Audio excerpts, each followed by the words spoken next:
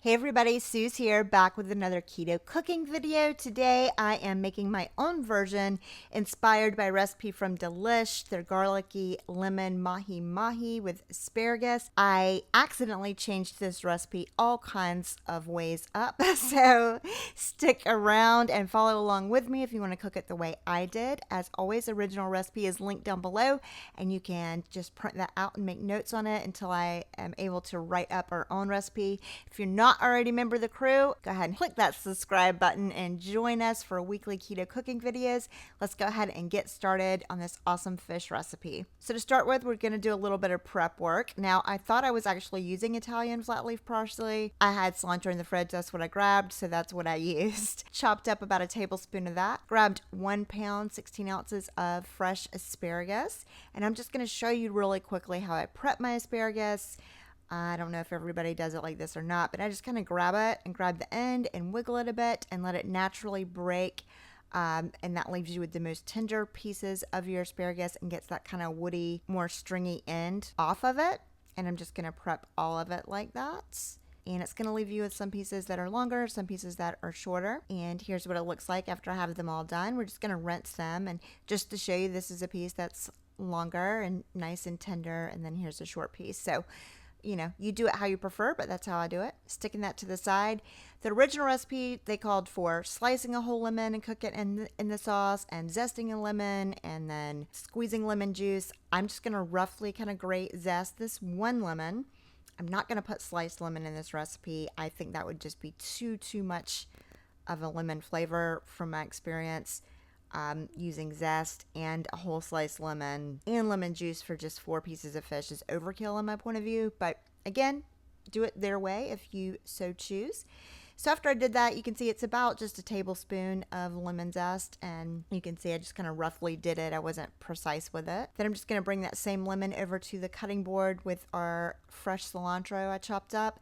And just with that same cilantro covered knife, I'm just going to slice that lemon in half. I do like to go ahead and pick out any surface seeds I can kind of see there, so that when I squeeze my lemon, I won't have like a whole bunch of seeds in my dish, because I am just going to hand squeeze this in as we're cooking. And then just sticking that to the side, grabbing our fish. For this, I'm using 4 mahi fillets, and these are all between 5 and 6 ounces. Putting a little Himalayan pink salt on there, a little ground black pepper. Flipping them over, we're just going to do the same thing to the other side. And I don't really measure this, but basically I usually put less salt and more pepper on anything that I cook.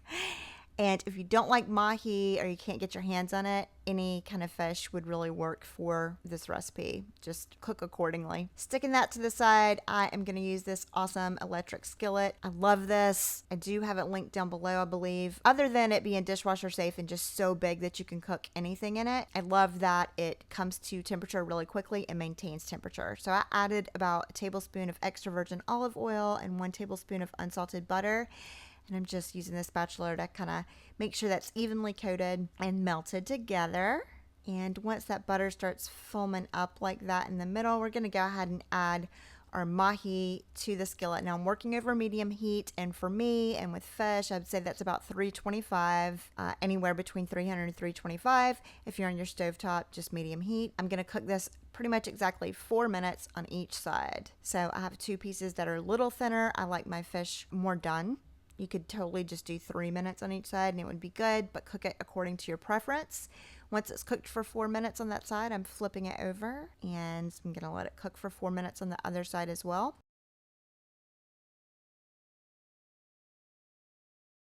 And once it has, I am just going to remove this to a separate clean plate and just kind of let that chill out for a second while we get started on our asparagus.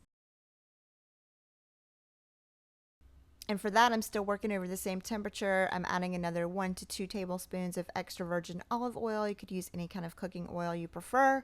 Laying out our asparagus, and I am just going to add a little bit of salt and fresh ground black pepper to this as well.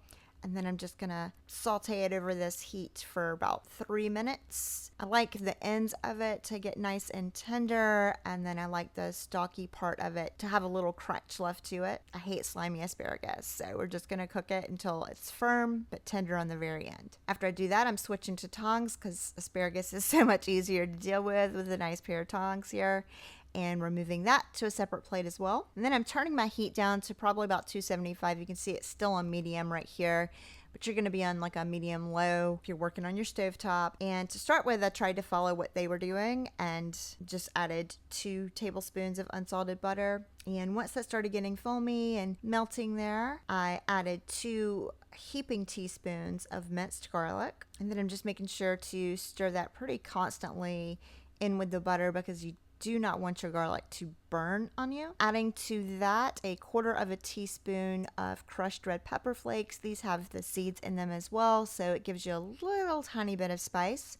Sautéing that around until you can kind of smell the heat coming off of it, and then we're immediately adding in our zest, and then I'm squeezing in the lemon juice.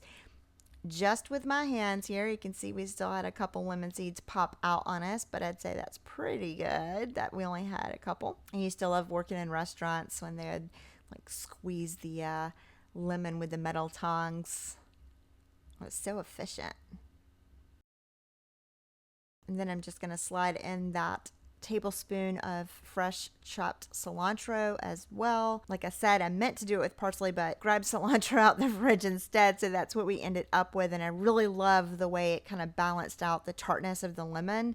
I know people either love cilantro or hate it, so you could totally just do the Italian parsley like they did, but it's going to be a totally different flavor from what I had here, and I absolutely love the way this turned out. Then we're just cooking that, and as it's going, I decided I wanted it to be more buttery than it is and then the recipe called for, so I decided to add in 3 tablespoons more of unsalted butter and just kind of using my spatula to stir that in and scraping up all of the seasoning and fish bits and stuff off of the bottom of the skillet to make that into more of a sauce. And then I'm just spreading it out evenly, and we're going to put our mahi and asparagus back into the skillet just to kind of get it covered in the sauce and heated back all the way through before we serve it. So after I add the fish and all its juices back to the skillet, I'm just going to flip over each piece of fish just to make sure it's got a nice bit of that lemon butter on both sides of it. And then making room in the middle, I'm going to kind of also scoop out the rest of that excess sauce to the middle and add our asparagus in.